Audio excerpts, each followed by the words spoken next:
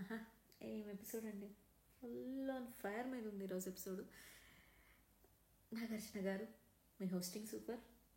ఎప్పుడు ఎక్కడ ఫన్ చేయాలో, ఎక్కడ తిట్టాలో, ఎవరిని ఎలా కంట్రోల్ చేయాలో, ఎవరిని ఎలా బ్యాలెన్స్ చేయాలో, వే ఆఫ్ హోస్టింగ్ ఎక్సలెంట్గా ఉంది. అందుకే కదా ఇన్ని సీజన్స్ చేసింది. మామూలు ఎక్స్పీరియన్స్ కాదు అసలు. ఈరోజు ఎపిసోడ్ చూసిన తర్వాత, ఈరోజు ఎపిసోడే కాదు ఈ వీక్ ఎపిసోడ్స్ అన్నీ చూసిన తర్వాత హైలైట్ అవుతున్నది ఒకరు సంజన గారు. అండ్ మిగతా వాళ్ళలో చెప్పాలి అని అంటే తనుజ గారు ఎందుకు అని అంటే అది కుకింగ్ వల్ల హైలైట్ అవుతున్నారు. అండ్ భరణి గారు షోలో మాస్మన్ హరీష్, లేకపోతే ఇమాన్యుయల్, అండ్ సంచాలక చేసినందుకు వీళ్ళు మనీష్ గారు, లేకపోతే ఈ ఫ్లోరాకి సంజనాకి గొడవ అవుతుంది కాబట్టి కొంచెం ఫ్లోరా, కొంచెం ప్రియా, శ్రీజ కొంచెం ఓవరాక్షన్ అనిపిస్తున్నారు. సరే మొత్తానికి మిగతా వాళ్ళు ఎవరు కనిపించట్లేదు. సుమన్ శెట్టి గారు చాలా మంచోళ్ళు అంటే అసలు మంచితనానికి అద్దు ఆపోయేం లేదు అలా అనిపిస్తున్నారు అసలు.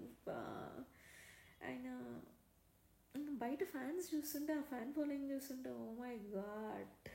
ఓకే, ఎక్కడ పట్టిన సుమన్ శెట్టి ఆయన గురించి ఏమైనా మాట్లాడితే మిగతా వాళ్ళు వచ్చి కొట్టేస్తారేమో అన్నట్టుంది. ఇంకా ఇమాన్యుయల్ చాలా బాగా ఆడుతున్నాడు. అండ్ శ్రీజ టాస్క్లో కొంచెం బాగా ఆడుతుంది. సంజన గారంటే అది వేరే లెవెల్, చెప్పాల్సిన అవసరమే లేదు. అండ్ చాలా తెలివిగా ఆడుతున్నారు గేమ్ ఆమె. యాక్చువల్లీ ఈ ఫ్లోరా మనకి బిగ్ బాస్లో మామూలుగా అనుకుంటూ ఉంటాం కదా, వీళ్ళు కొంచెం ఏజ్ ఉన్న వాళ్ళు ఫస్ట్లోనే ఎలిమినేట్ అయిపోతారు, దాని తర్వాత మిగతా వాళ్ళంతా కొంచెం యంగ్స్టర్స్ అంతా నిలబడతారు అని చెప్పేసి.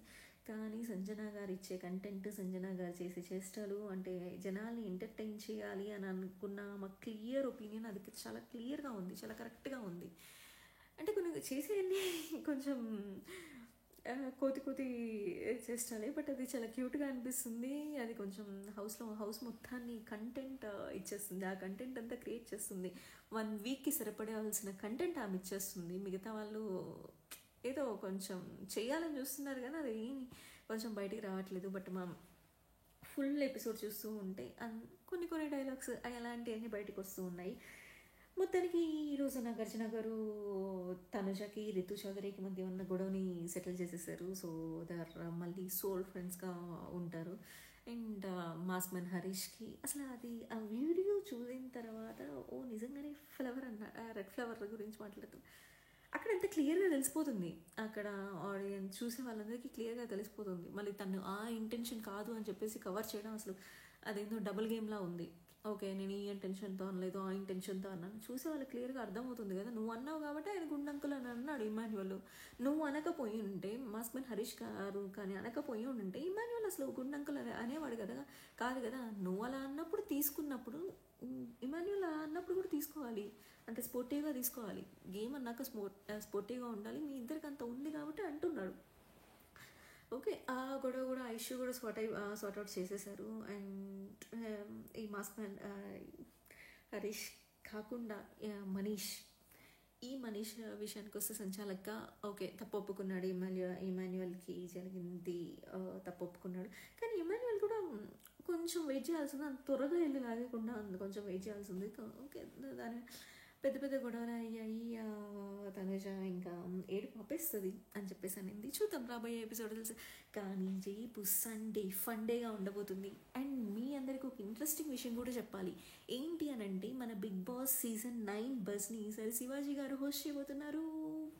అండ్ ఈ రేపు ఎవరు ఎలిమినేట్ అయిపోతున్నారు అనే బజ్ మనకేంటి అని అంటే సృష్టి ఆర్ ఫ్లోరా అని నేను అనుకుంటున్నాను. మీకేమనిపించిందో కమెంట్ సెక్షన్లో అయితే మెన్షన్ చేయండి.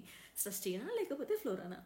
అంటే ఆడియన్స్ ఓటింగ్ ప్రకారం సృష్టి లాస్ట్లో ఉంది, కానీ ఫోన్ కాల్స్ కూడా వీళ్ళు క్యాలిక్యులేట్ చేస్తారు కాబట్టి ఫ్లోరా కూడా అయి ఉండొచ్చు. ఎందుకంటే కమ్యూనికేషన్ గ్యాప్ తనకి ఉంది కాబట్టి ఆ ఉద్దేశంతో ఫ్లోరా అని చాలామంది అని అనుకుంటున్నారు. కానీ చూద్దాం, రేపటి ఎపిసోడ్ వరకు వెయిట్ చేద్దాము. అప్పటి వరకు మన ఛానల్ని సబ్స్క్రైబ్ చేసుకొని stay tuned for more updates.